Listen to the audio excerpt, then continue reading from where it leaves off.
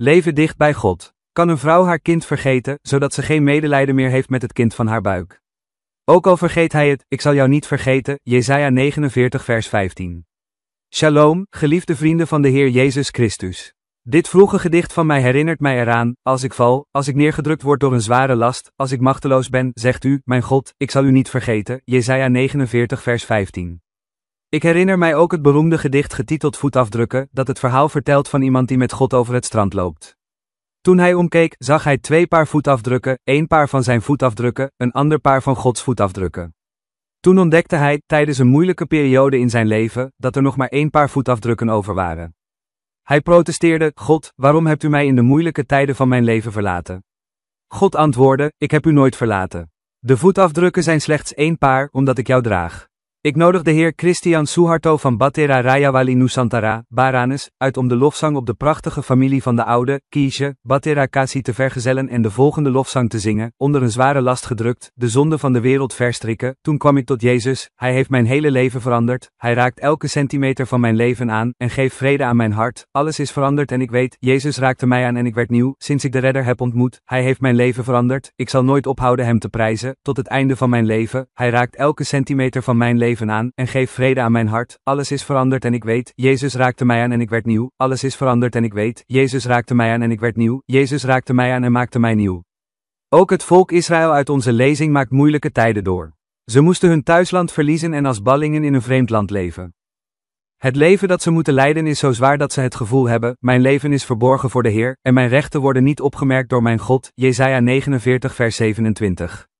Heeft God hen werkelijk verlaten? Nee. God is nooit gestopt met voor hen te zorgen, Jesaja 49 vers 28, geeft ook kracht en geest, Jesaja 49 vers 29, de sleutel is, vertrouw niet op je eigen kracht, Jesaja 49 vers 30, en blijf dicht bij hem en aan hem gehecht, Jesaja 49 vers 31, dus, ook al is de last van het leven zwaar, blijven de ontberingen toeslaan en lijken we in een donkere, eindeloze gang te wandelen, er is geen reden om ontmoedigd te raken. Dicht bij hem en aan hem gehecht. Zijn liefde overtreft de liefde van een moeder voor haar eigen kind, Jesaja 49 vers 15. Het is waar dat hij ons niet altijd geeft wat we willen, maar Jezus zal ons nooit teleurstellen. Amen. De inspiratie voor vandaag, God belooft geen gemakkelijke weg in het leven, maar hij belooft kracht.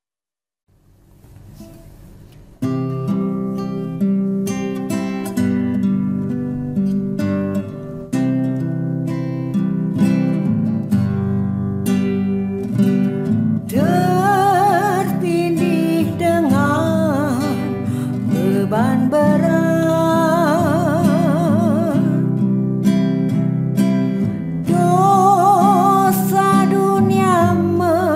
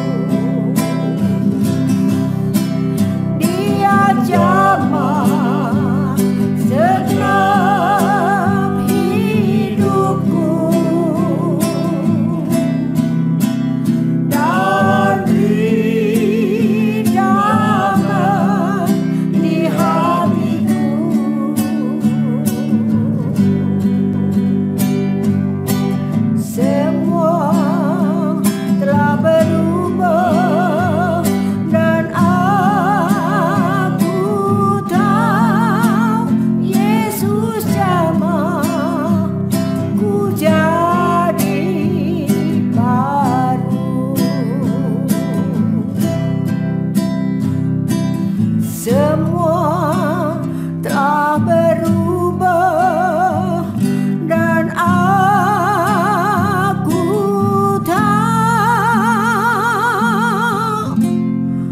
Yesus jauh